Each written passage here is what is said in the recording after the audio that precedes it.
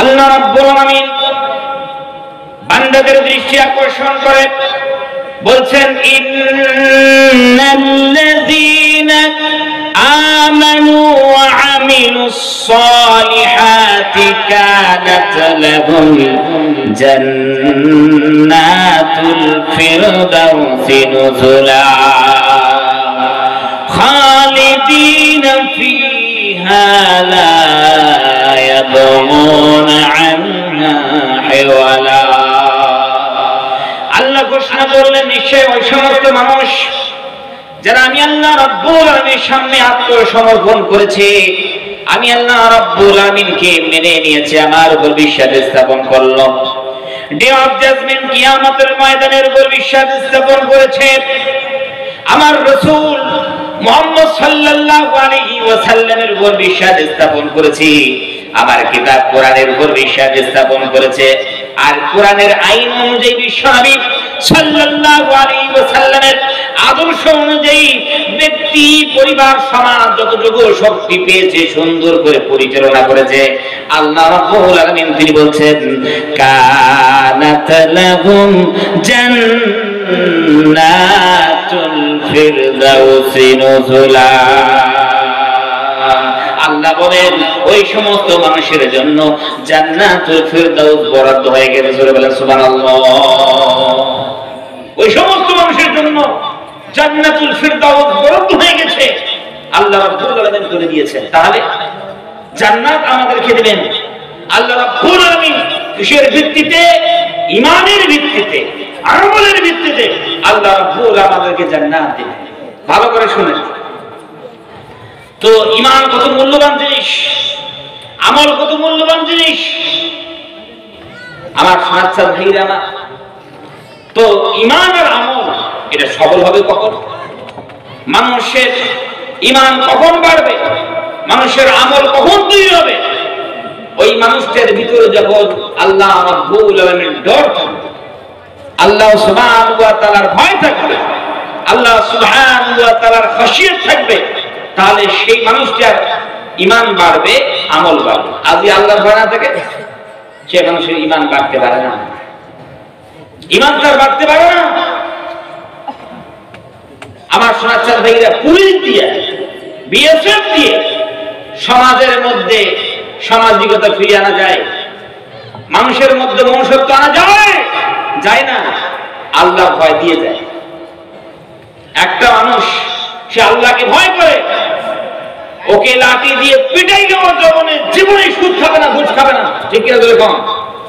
আর একজন মানুষ আল্লাহকে ভয় করে না, হ্যাঁ মানুষের সামনে সে না খাইতে পারে, কিন্তু যখন সুযোগ পাইবে, নির্জনে কেউ দেখছে না, তখন সুদ খাইতে পারে, দরকার ঠিক কিনা, মদ খাইতে পারে। সবসময় তো পুলিশ থাকবে না। তো আল্লাহ বলেন, আল্লাহ সুবহানাহু ওয়া তাআলার ভয় মানুষের ঈমানকে সবল করবে, আমলকে তরতাজা করবে।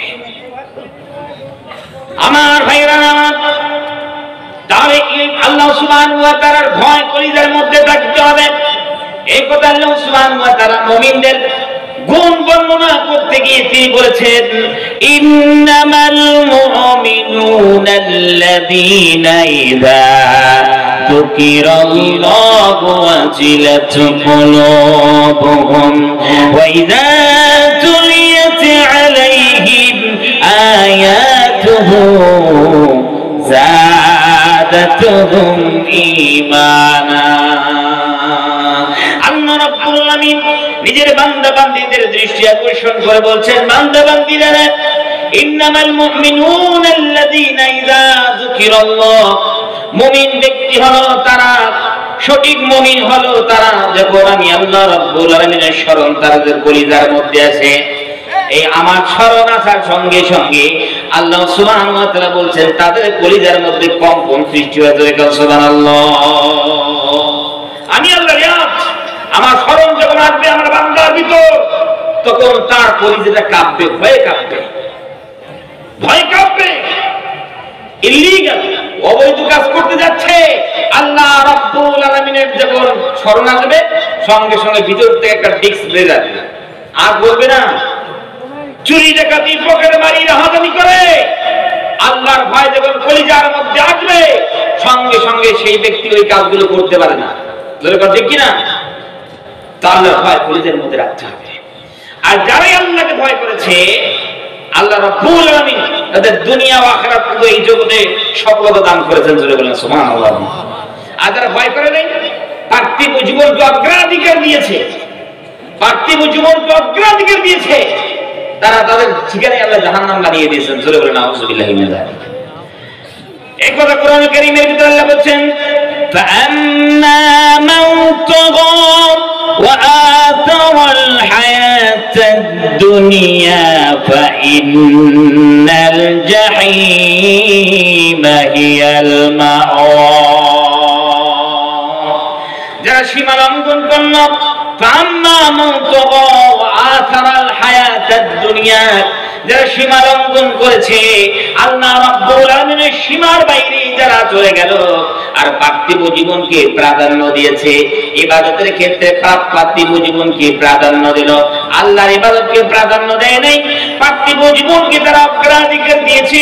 আল্লাহ রাব্বুল আলামিন তিনি বলছেন, ফাইন্নাল জাহিমা হিয়াল মাআওয়া। এই সমস্ত বান্দাদের জন্য জাহান্নাম বরাদ্দ হয়ে গেছে। জোরে বলেন নাউযুবিল্লাহি মিন যালিক। পক্ষান্তরে ওয়াম্মা মান খাফা মাকাম রাব্বিহি ওয়া নাহান নাফসা আনিল হাওয়া ফাইন্নাল জান্নাতা হিয়াল মাআওয়া।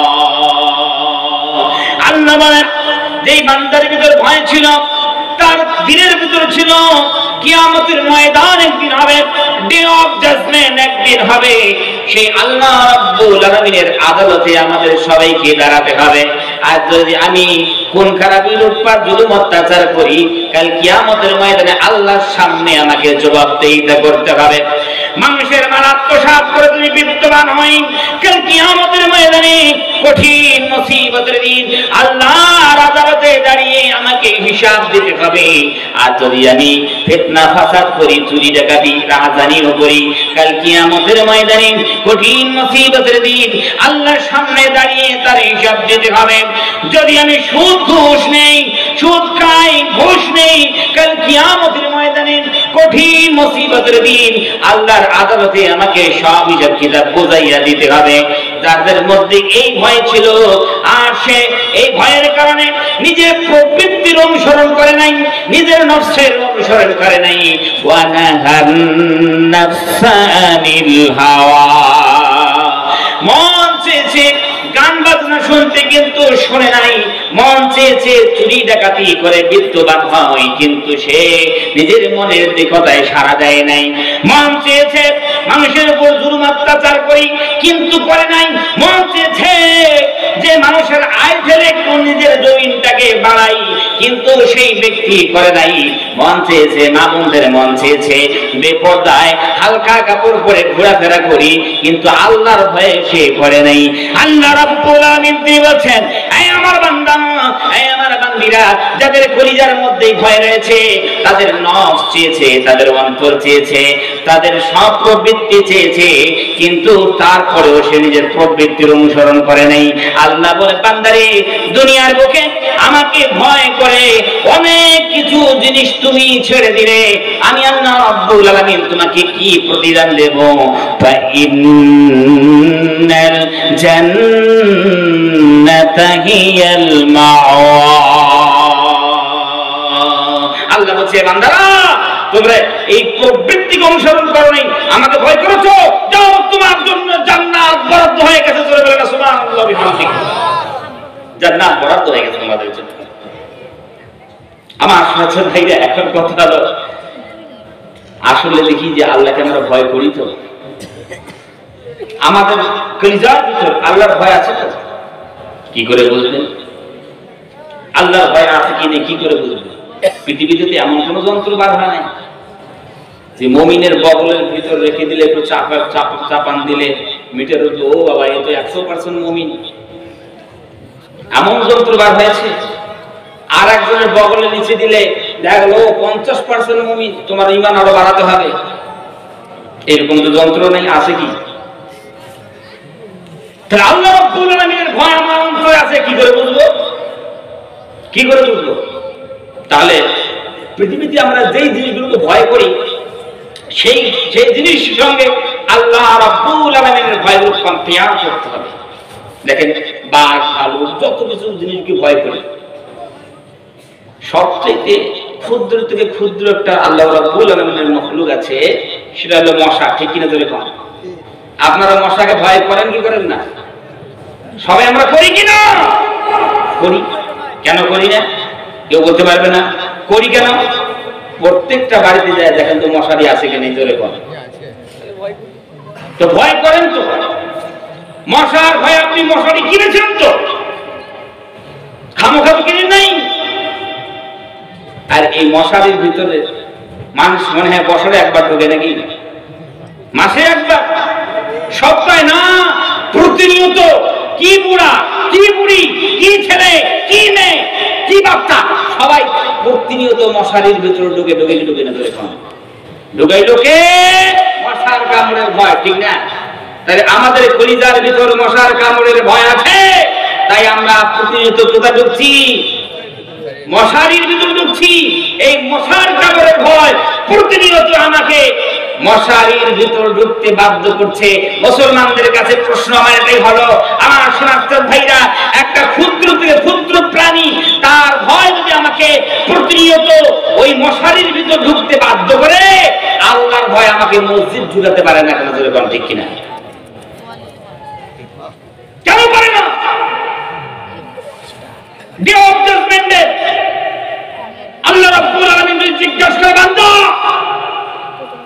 তোমাকে তৈরি করেছি, সৃষ্টি আমি করেছি, নিয়ামত আমি দিয়েছি, আর পৃথিবীতে তুমি মশাকে যতটুকু ভয় করেছো অতটুকু ভয় করতে পারো নাই? অতটুকু ভয় করতে পারো নাই? কি জবাব থাকবে আমার? কি উত্তর থাকবে? শুধু দাবি করলাম মুসলমান হয়ে গেছে, ইমানদার হয়েছে, কামিল মুসলমান হয়ে গেছে, দাবিটি কাজ চলে না, প্রমাণ দেন।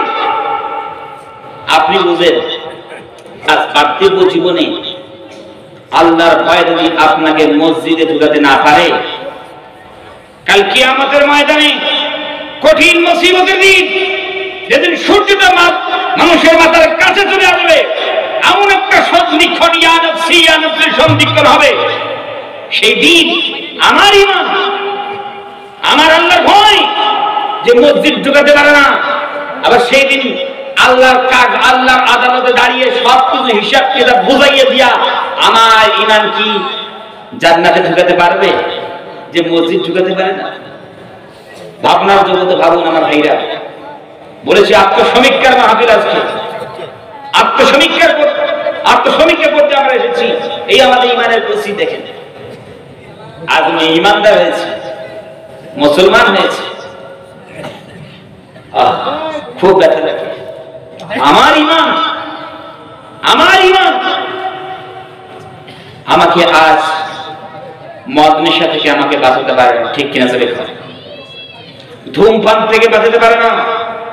আমার ঈমান আমাকে সুদ ঘুষ থেকে বাঁচাতে পারে না। মানুষের মারাত্মক করা থেকে বাঁচাতে পারে না। আমার ঈমান আমাকে অশ্লীল অবৈধ থেকে বাঁচাতে পারে না। ইল্লিগাল থেকে আমার ঈমান আমাকে বাঁচাতে পারে না। আপনি বলুন তো, কাল কিয়ামতের ময়দানে কঠিন মুসিবতের দিন এই ঈমান আমাকে জাহান্নামের আগুন থেকে বাঁচাতে পারবে তো? জোরে বলুন, পারবে? কেমনে পারে? যে ঈমান আমাকে পার্থিব জীবনে অশ্লীল অবৈধ থেকে বাঁচাতে পারে না, এই ঈমান কেমনে পারবে? আমার শোনাচ্ছেন ভাইরা, ঈমান আনুন। ঈমানের বহিঃপ্রকাশ হচ্ছে নামাজ। ঈমানের বহিঃপ্রকাশ নামাজ। এই যে কারেন্টের তার আছে, এর ভিতর বিদ্যুৎ আছে কি নেই কেমনে বুঝবেন? যখন বাল্বের সঙ্গে দুটো তার ফিট করে দিবেন তখন জ্বলবে, বাল্ব জ্বলবে, বুঝবেন যে লাইট আছে, ঠিক কিনা? ধরে কম। যদি না জ্বলে নাই। আপনার ভিতরে আমার ভিতরে ঈমান আছে, বহিঃপ্রকাশ কি? নামাজ, সালাত, সালাত, সালাত। যদি আপনি নামাজ পড়ে জানবেন যে ঈমান যতটুকু আছে, যতটুকু আছে। অনেক মানুষ আছে, হুজুর নামাজ না পড়তে পারি, কিন্তু আমার ঈমান মজবুত আছে, ঠিক কি না? তোমার ভিতর তো ঈমানই নাই, মজবুত তো দূরের কথা, ঈমান করো। নামাজ না করতে পারি, ঈমান মজবুত আছে। তোমার ভিতর ঈমান কই? বুঝলে, দোয়া করতে হবে আল্লাহর কাছে, ঈমান নিয়ে যদি কবরে যেতে পারি। ঈমানের পথে অবিচল থেকে আমার মরণ যেন হয়। ঈমানের পথে অবিচল থেকে